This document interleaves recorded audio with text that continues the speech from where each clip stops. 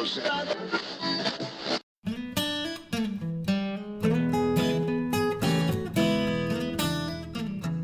Howdy, and welcome to Wise About Texas, your Texas history podcast. This is your host, Ken Wise. Thank you very much for tuning in today for a little bit of Texas history. I'm recording this episode in June of 2020. We are in a very interesting time here in Texas and around the United States. In late 2019, scientists identified a new type of coronavirus originating in China. And by early 2020, it was on its way to pandemic status around the world, including the United States. And various state governments in the United States reacted in different ways. Some states tried to totally restrict their citizens' movements, the citizens' ability to work, ability to shop, all that kind of stuff, which generally did not go very well. States with high-density living conditions got hit much worse for obvious reasons. And here in Texas, the governor declared a state of emergency and issued some executive orders designed to try and slow the spread of the virus to the extent possible, which of course it's not real possible. It's a virus. The virus is going to spread. But we were trying to, here in Texas, limit a surge of hospitalizations that might overwhelm the number of hospital beds that we had. And we did that, managed to do that. And currently, while this podcast episode is being recorded and released, we've opened the state back up now for almost a month. We're starting to strive, at least, to get back to a little bit of normal as we learn to live with this coronavirus. Luckily, the death rates from this virus are extraordinarily low, but obviously you don't want to get sick. So all of you good listeners of this podcast know that this episode was coming. We have to talk about pandemics and epidemics in Texas history. So let's go back as far back as the Spanish explorer Cabeza de Vaca and get wise about Texas.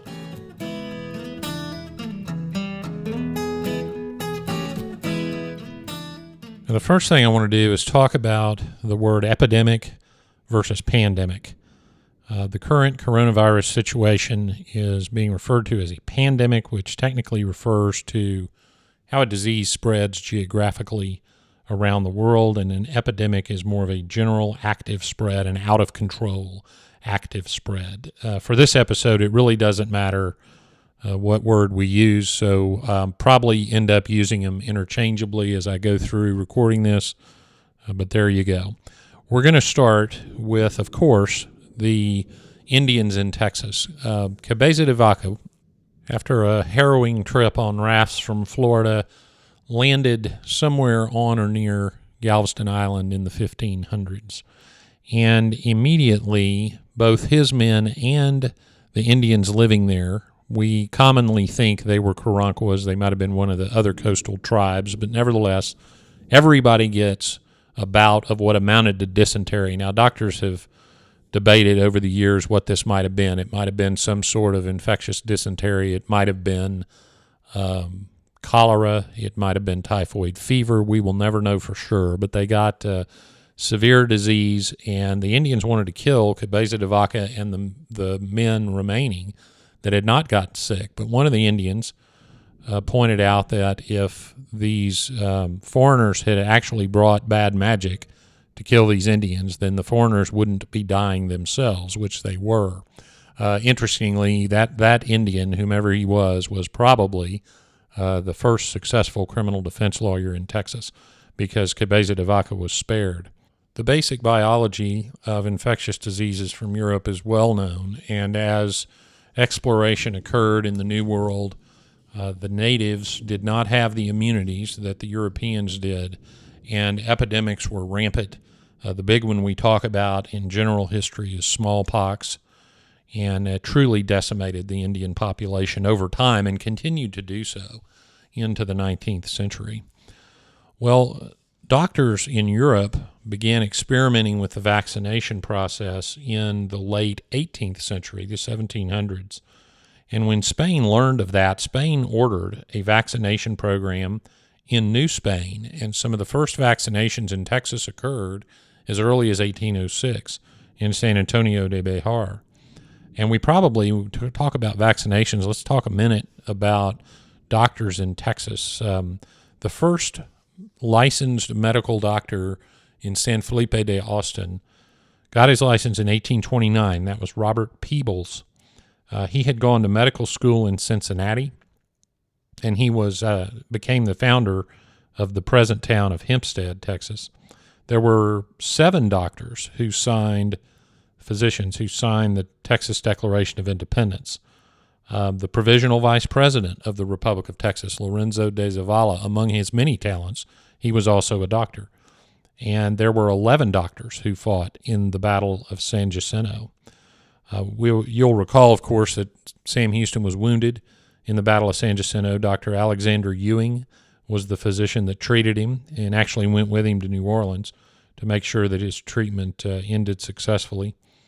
David Burnett, by the way, who was the provisional president, hated Sam Houston. We've discussed that before, and he was very irritated that Ewing paid so much attention and was so effective at his job. He actually fired Ewing. Ewing was Surgeon General of the Texas Army. That's how he came to care for Sam Houston. So Burnett was so mad that he was caring for Sam Houston that he fired Ewing. And he fired him for leaving the state without permission when Ewing went with Houston to New Orleans. So there's a good story for you. The last president of the Republic of Texas was a physician, Dr. Anson Jones. In 1837, the next Surgeon General for the Army was named Ashbel Smith. Now, that name probably, if you've studied much Texas history, you're familiar with Dr. Ashbel Smith. And he set up the first hospital in Houston, Texas. Of course, Houston's now renowned for its medical center. The first hospital was actually a military facility, and Ashbel Smith set that up.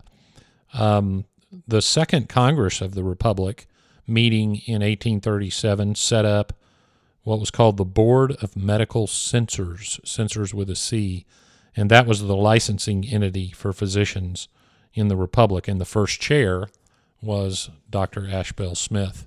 My own great-great-grandfather, who I've mentioned on this podcast before, James H. Price, was also a physician. His name is erroneously recorded in the seminal medical history book by Pat Nixon as J. Hervey Price, and that's a long story, but it was James Hal Price, and he came to Houston as a physician and would have been licensed by that same board. He practiced in Houston, then Montgomery, Texas.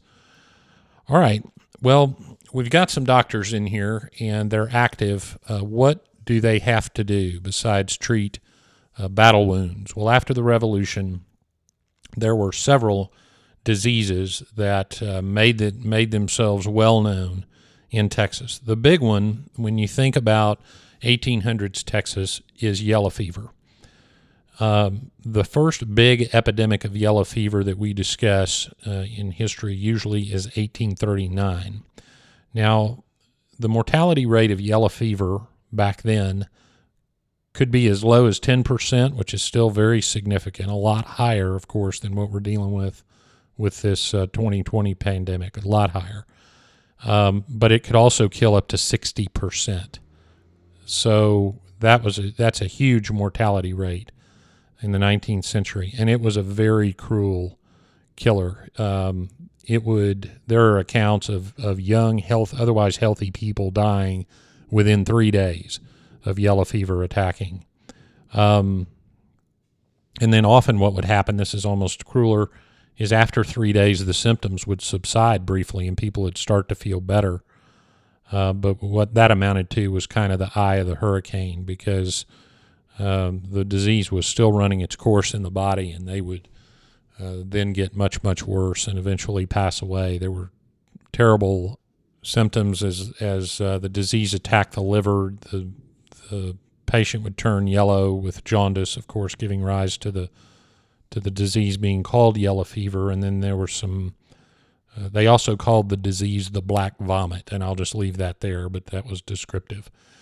The patients would lapse into a coma eventually. and pass away.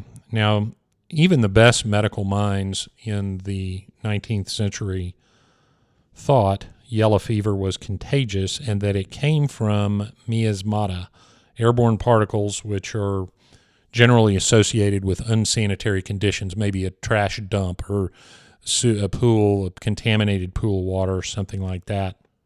So what they would do is they would quarantine areas thinking that that would contain the spread, and they would dispose of bodies rather unceremoniously and quickly, thinking that too would contain the spread.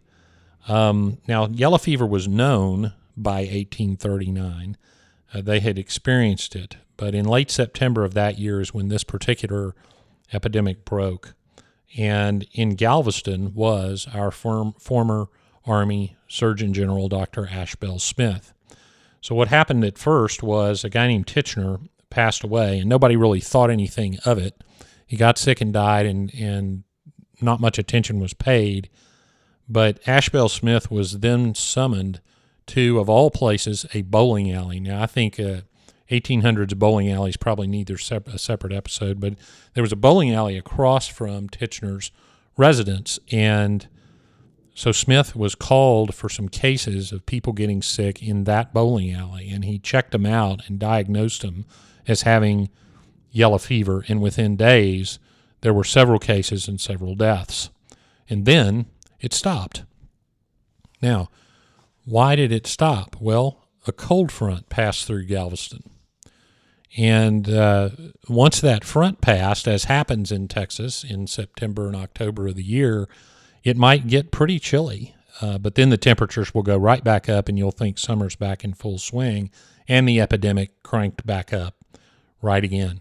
There were about 1,500 residents in Galveston in 1839. 250 of them would die of this yellow fever. Now, Ashbel Smith wrote down his observations and used this epidemic as an opportunity to do some serious study on yellow fever. What he decided was, and I'm just going to hit some highlights here, he decided that it was not contagious.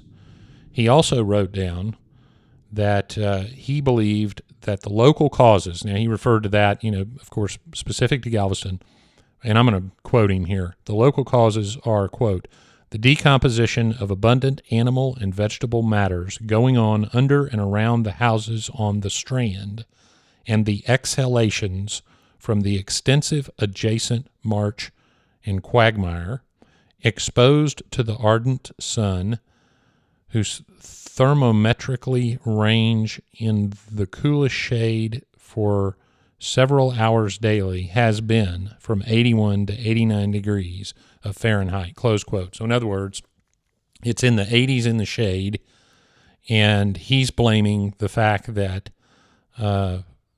animal, presumably carcasses and waste, and vegetables are thrown away under and around the houses on the Strand. There was also, of course, where he's referring to in the Strand in Galveston was the commercial center of the city. So if you went down to buy vegetables, buy groceries, buy meat, you went to that area, and then right behind it is the harbor where all of that would be unloaded. So there's naturally going to be trash and other sorts of refuse around that area. The marsh, he talks about extensive adjacent marsh and quagmire. And what he's talking about is the area to the east of what we now call downtown Galveston, which at that time was a very extensive marshy area. If you go back go on the wiseabouttexas.com website and go listen to the episode about the time John J. Audubon visited Galveston, and I described that marshy area. It was also the city dump because it was largely useless. They dumped all the trash and everything out there. Well, if you think about it for a second, you figure out if you wanted to get bitten by a mosquito, that's exactly where you would go. And so that's the area that he was describing. And he thought that the responsibility for the disease came from the fact that it was the trash dump, and there was trash and organic trash all over the area around the Strands. He did not know how the disease was actually transmitted because, remember, he thought it was not contagious, yet he blamed And what he meant was people to people, but he blamed those conditions. He also notes, Dr. Smith noted, that the commerce between New Orleans and Galveston was very heavy. Well, of course, as the Republic of Texas established itself and Galveston as its largest and busiest port at this time, the commerce between New Orleans and Galveston was extraordinarily heavy. And he noted the correlation between an outbreak of yellow fever in New Orleans, which happened all the time, and subsequent outbreaks in Galveston. And summer was the yellow fever season, and yellow fever visited Texas frequently. There were epidemics in 1853, 1854, 1858, 1864 was a big one. 1867 was a big one. In fact, in 1867, there were 10 to 12,000 cases of yellow fever in Galveston. We don't know the exact number, but there were only about 16,000 population in Galveston, so that was a huge outbreak. Luckily, that's considered the last real epidemic of yellow fever in Galveston. And back then, there was not even quarantine was one of the things that they did most frequently, and there was no controversy about that. But quarantine back then meant nobody in or out of the city. So if you had, for example, and I'll go more into this in a few minutes, but if you had an outbreak in New Orleans, you might quarantine New Orleans. In other words, no one allowed from New Orleans, no ships allowed to come in from New Orleans. During the Civil War, of course, the ports were blockaded. Galveston was blockaded, as was the rest of the Confederacy. But wait a minute, I mentioned there was an epidemic in 1864 during the war. How could that be? So there was a dispute whether yellow fever just popped up, as Ashbel Smith would have said in 1839, or did blockade runners bring the virus in? They weren't sure. But Ashbel Smith did write in his treatise on yellow fever that quarantine was, in his view, the only way to prevent yellow fever. Let me say another word about quarantine right quick. I mentioned quarantine as in not letting anyone from an infected place into your place. But quarantine also meant separate people who got the disease from the rest of the population. So they would move them to an area where they couldn't infect others, even though Ashbel Smith thought it was not contagious. Patrons of the show, I'll post Ashbel Smith's findings on the Patreon site, and you can read them because he describes how he determined it wasn't contagious, and that's pretty scientific and pretty gross, actually. But so Ashbel Smith believed that just shutting down trade with the city was the way to go. You know, in 2020, as this episode's being recorded, just for historical context, we had lockdown orders in Texas that varied from county to county, as they should, because the counties were different and the cases were concentrated some places and not others. But those orders were essentially asking everyone to stay home unless you don't want to, and that we're going to close all businesses unless government officials call them essential, so not all businesses were closed. And that was not how it was in the 1800s. They shut it down. All right, one more yellow fever discussion here involves a very famous Texan, Margaret Lee Houston. After Sam Houston died in 1963, his widow, Margaret Lee, moved to Independence, Texas, in Washington County. And in 1867, when yellow fever appeared, it began in Galveston. And by early September, 725 people were dead. It had spread inland, and people were leaving Independence by October of that year.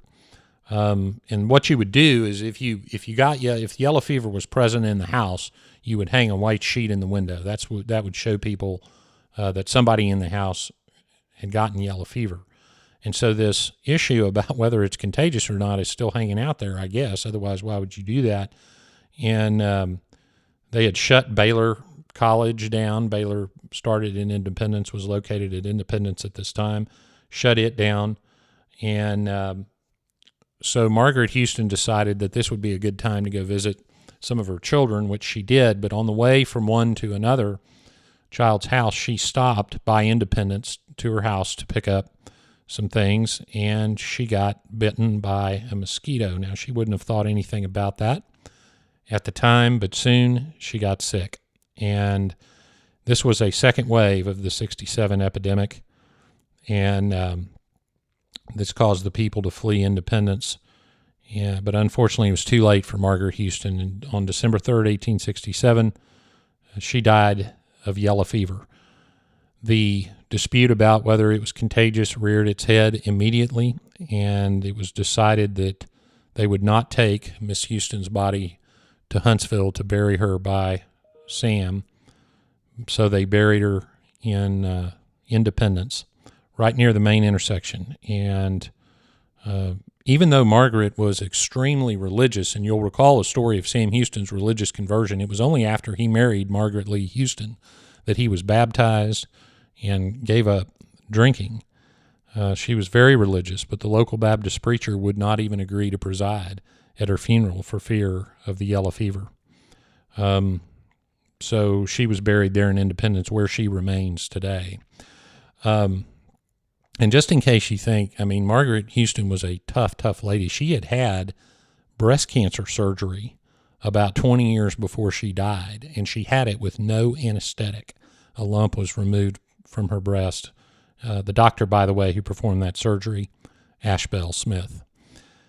Well, finally, eventually, and due in large part to some research from a Dr. W.C. Gorgas, who was stationed at Fort Brown in Brownsville, Texas, it was finally discovered that yellow fever was actually transmitted by mosquitoes. And so once that was discovered, the situation changed. And you can go back and read old histories of Houston, and you'll read about people, about what are called smudge pots or smudge fires being built at night around the streets of downtown Houston so that the smoke would ward off the mosquitoes, and people understood how to deal with yellow fever.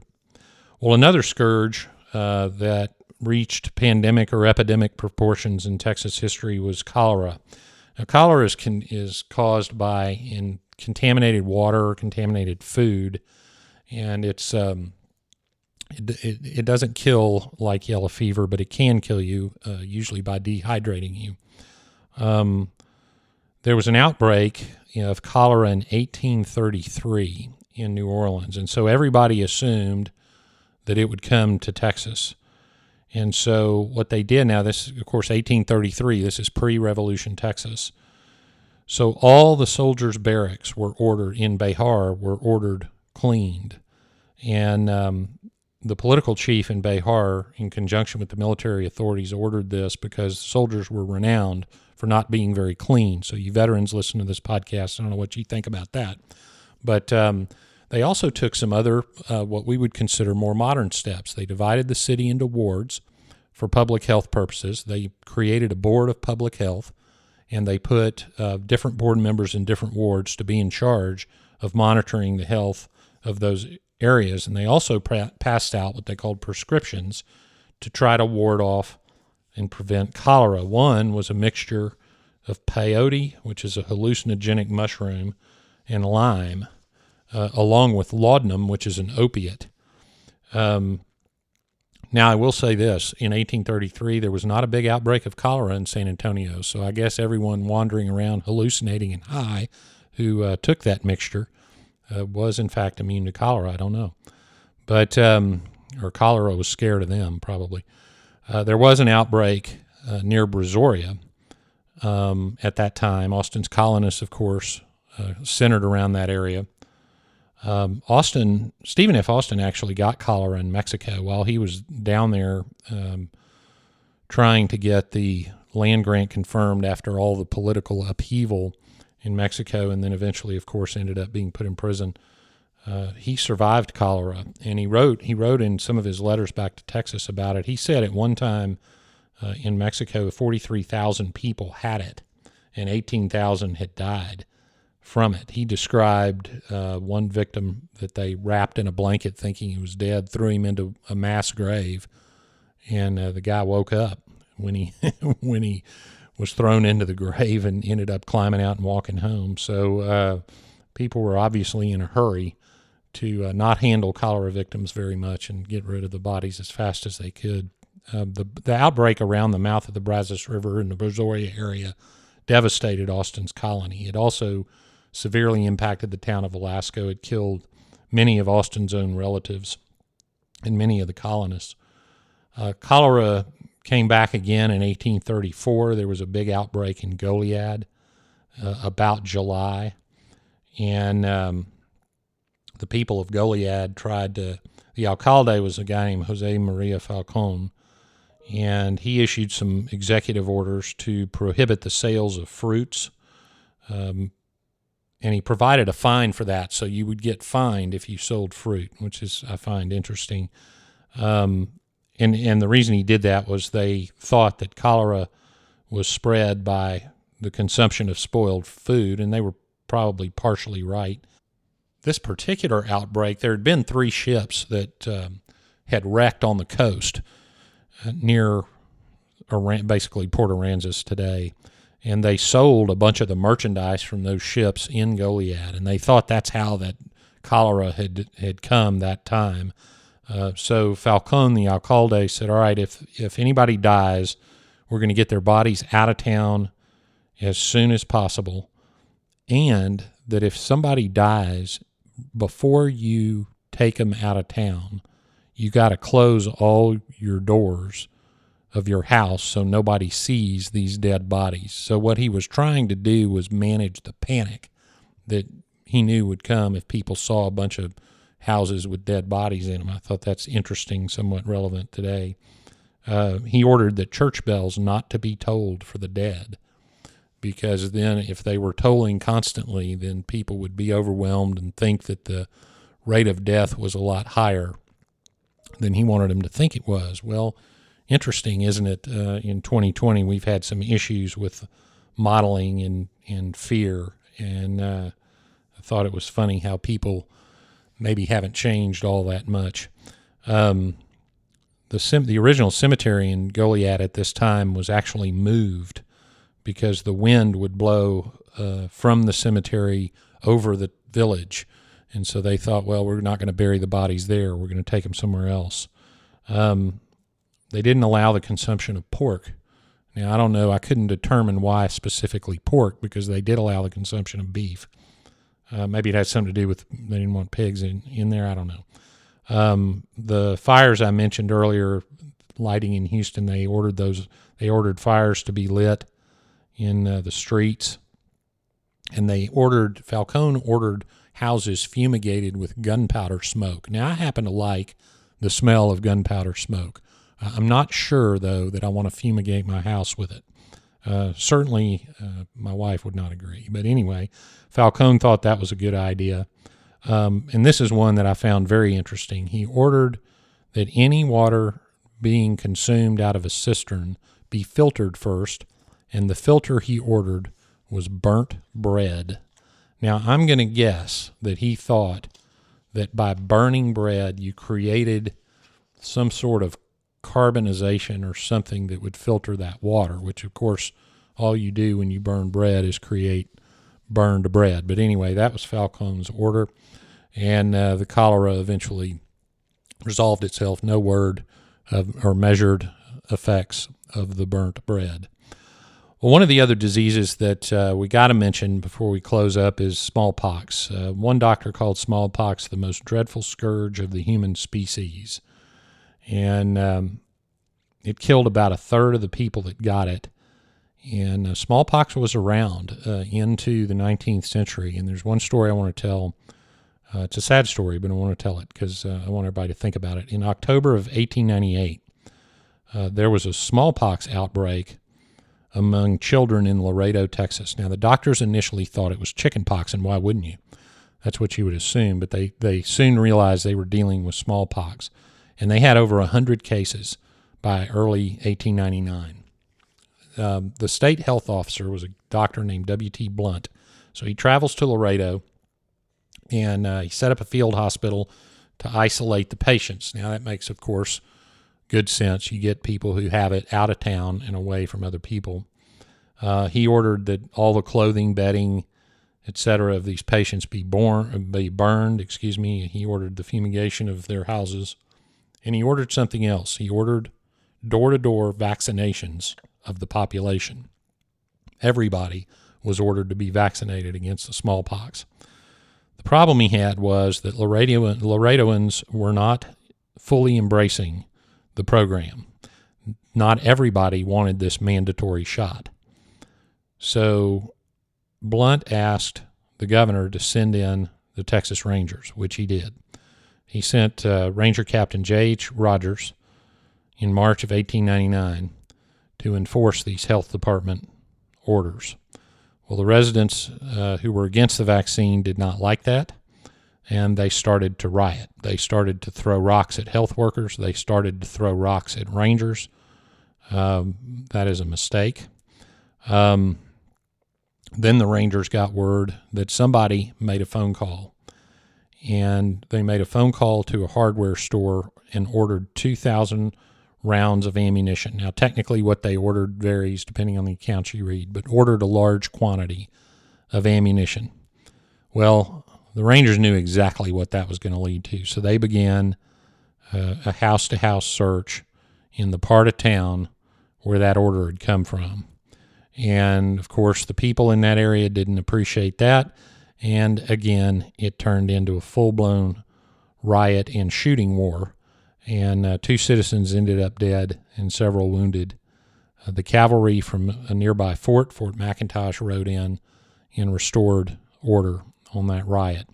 The inoculation program continued, and the quarantine, the outbreak was over and quarantine lifted by May of 1899. But that was a very sad situation. It's called the Laredo smallpox riot, and it's, a situation where people just, well, let's put it this way, public health situations don't always lead to uniformity of belief among the population. All right, one last epidemic, because it's been in the news a lot, or at least early when people were trying to figure out how to respond to our current public health emergency. A lot of discussion was had about the Spanish flu. And in 1918, there was an Army cook at Camp Funston, Kansas, and he came down with a flu virus. And, of course, being military, it was soon spread to the soldiers, and World War I was in full swing. It was called the Spanish flu because there was an impression that it began in Spain. But by October 1918, we had a full-blown Spanish flu pandemic. The health boards in Texas had closed schools. They closed other public places. They quarantined military installations. The hospitals ended up short-staffed. Of course, they ended up full because everybody got it. And or not everybody got it, but everybody was susceptible to it. Face mask orders were issued. Quarantines were issued limiting travel between places. But nothing really ever stopped the flu until it had run its course, and it killed between 675,000 and 850,000 Americans. Thousands of those in Texas. 20 to 40 million people died of this flu around the world. And, of course, it wasn't the flu that killed you. It was the secondary stuff that these flu-type viruses aggravate. Pneumonia. A lot of people would get sepsis. There weren't antibiotics at the time, and so you were in deep trouble if that flu had caused that problem. Okay, I mentioned one thing. I want to wrap up here, but one thing I mentioned was state health boards. There were some quarantine laws that Galveston actually passed in the 50s, so these official imprimaturs of health making laws that dealt with public health started back there. And Galveston, of course, out of necessity, because that was, being a port city and being a tropical city, was a place where they had to deal with this a lot. But quarantines also were used as weapons between towns. You could... There's a lot of, in my reading, you see a lot of accounts of, Houston getting mad at Brenham, so quarantining Brenham, or something like that. These towns would quarantine each other as punishment for some perceived slight. But There were quarantine acts passed on the state level. There was an act in 1970 that allowed the governor to act in times of public health emergency. And, of course, those laws survive today. And if you're listening to this in 2020, pay attention because you're experiencing the same discussions that were had throughout Texas history. One other thing I should mention that I found interesting was just the general hardship of the Texas climate. And this is just kind of a fact that didn't fit into any particular disease or story, but I want to mention it. After statehood, between statehood and the Civil War, and there was a study in the 70s, someone wrote an article in the Southwestern Historical Quarterly about this, but they examined how often soldiers got sick because between statehood and the Civil War, the U.S. built a couple of different lines of forts on the Texas frontier. And this study revealed that the average soldier stationed in Texas was sick between 3 and 4 times per year. Now, that's incredible. And that just shows that, Texas is a tough place to live sometimes. And that's why, at least in my judgment and observation, Texans are tough. All right, well, I want to wrap this episode up with some instructions that were given to the population during the 1918 Spanish flu epidemic. These are some tips. Avoid chilling of the body or living in rooms of temperature below 65 or above 72. Well, I'm all for that. Avoid contact with other people so far as possible. Especially avoid crowds indoors, in streetcars, theaters, motion picture houses, and other places of public assemblage. Keep your hands clean and keep them out of your mouth. Eat plain, nourishing food and avoid alcoholic stimulants. I'm not sure we're going to agree with that one. Cover your nose with your handkerchiefs when you sneeze, your mouth when you cough. Change handkerchiefs frequently. Promptly disinfect soiled handkerchiefs by boiling or washing with soap and water. Sleep and work in clean, fresh air. Do not kiss anyone. Use individual basins and knives, forks, spoons, towels, handkerchiefs, soap, wash plates, and cups. And finally it says, take care of yourself. Strictly observe the state and city rules and regulations for the control of influenza. So there you go. That was the advice in 1918. I hope everybody out there is staying safe and healthy during this 2020 situation. And I hope very soon that we will be able to listen to this episode and realize that it happened in the past. All right, I want to tell you a segment of the show I call Getting There, where I tell you where to see some of the places mentioned. This was a little bit scattered as far as locations, but I will say this. If you're down on Galveston Island, there was a quarantine station at what is now Seawolf Park, where the World War II ship and submarine are located. That was a quarantine station. The very first one for the Port of Galveston was at Fort Point, which is now on the current Coast Guard base, so you can't go see that. But if you go to Seawolf Park, you are at the quarantine station. Now, of course, when immigrants would come to Galveston, they would land there, and they would be examined so that we wouldn't bring any disease onto the island. There was a quarantine station also on Padre Island, just north of the old lighthouse on Padre. Now, I'm not talking about the Port Isabel lighthouse. I'm talking about a lighthouse that was located on Padre Island on the south end of the island. So that's where the lighthouse was, and then just north of there was a quarantine station. I honestly don't know what is there at the moment, but I will be down there. I'm recording this, as I mentioned, in June. I'll be down there later this month, and I will check it out and let you know. If you want to just stick to the museums, there's a health museum in Houston, which is very interesting.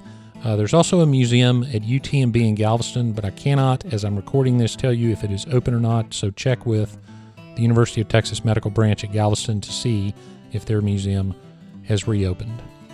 Well, that wraps it up for this episode of Wise About Texas. Again, stay safe and healthy. Use your good judgment and follow those 1918 rules. They still apply today. Thanks for listening to this episode of Wise About Texas. Go out and do something for Texas today, and until next time, God bless Texas, and we'll see you down the road.